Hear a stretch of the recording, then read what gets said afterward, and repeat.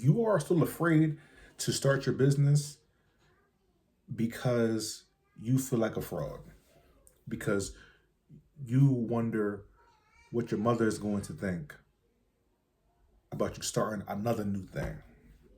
You're worried about what your friends are going to think because they've always seen you as the FedEx guy, or they've only seen you as just a teacher. And I have nothing against teachers. My wife is a teacher. I have nothing against teachers. I teach in a different capacity. This is part of my teaching. I have nothing against FedEx or UPS.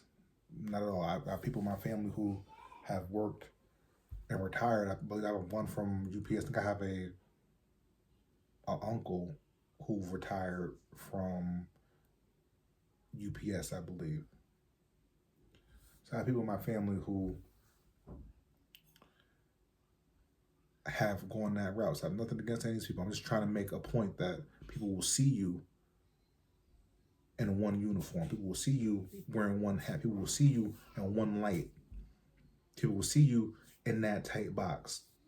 Let me see if I have an example here. I'm looking on my desk. People will see you, and this isn't a box, but people will see you in something. Oh, this isn't a box either, but here we go. Here's my best example right here. Excuse my zooming in. People will see you in something like this and think that this is all you should be. Right? This is you. I'm picking up stuff off of my desk. This is you. This is how they see you. So you should just stay right in here. Right in here. And look at how much room you have to grow. You have about this much room. So you could maybe fill up your box a little bit more.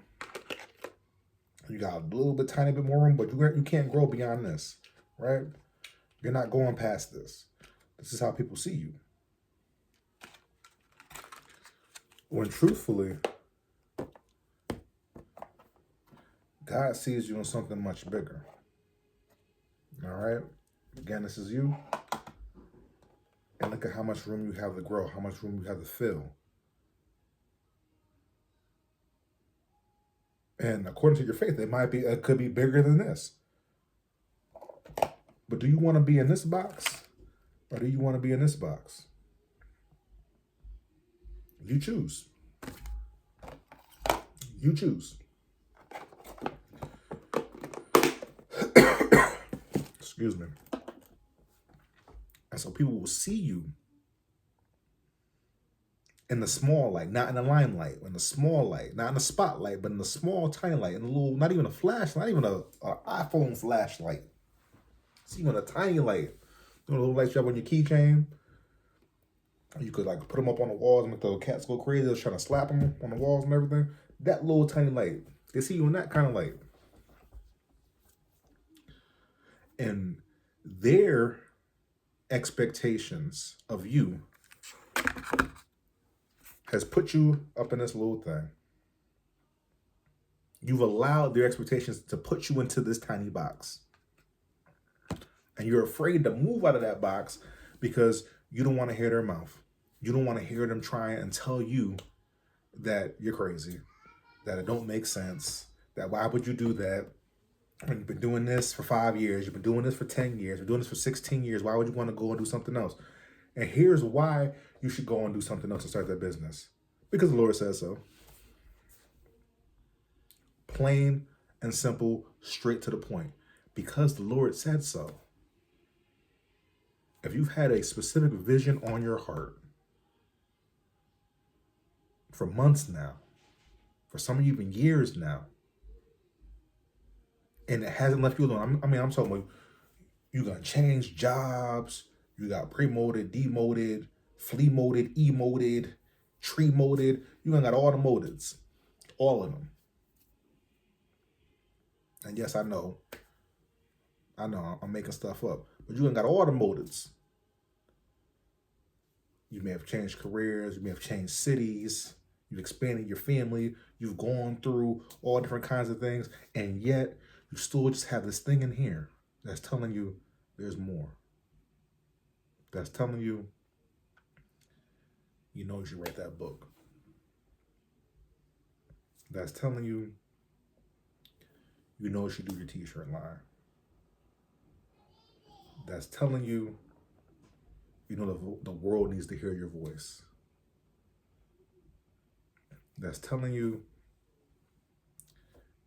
you can share more of what you make with other people.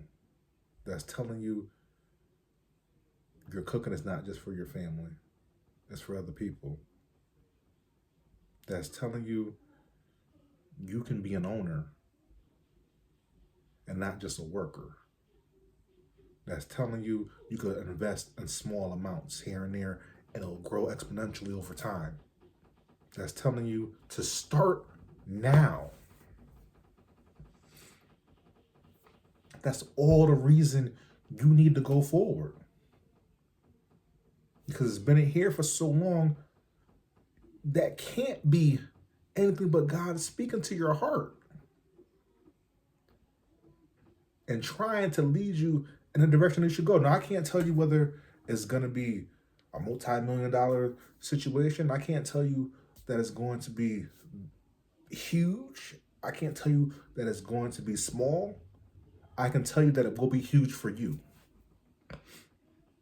That it will be huge because you'll begin to work more in what God has for you. You'll begin to work more and using your God-given gifts and expressing those gifts to help other people. And in helping other people is going to help you, and not just your pockets, but it's going to help feed your spirit. It's going to help show your family what God can do and what God can do through you when you trust Him. So that's going to be huge for you.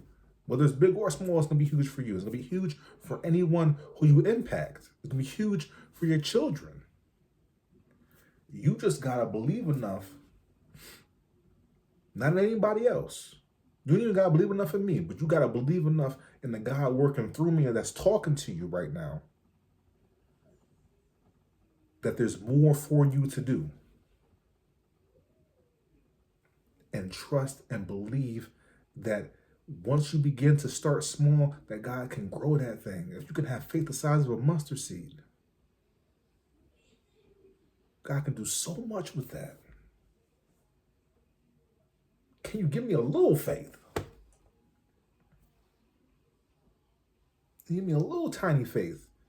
The kid's gonna clock that T. Can you give me a little tiny bit of faith? Not even me. Can you give God that faith? Do you have enough faith to just start?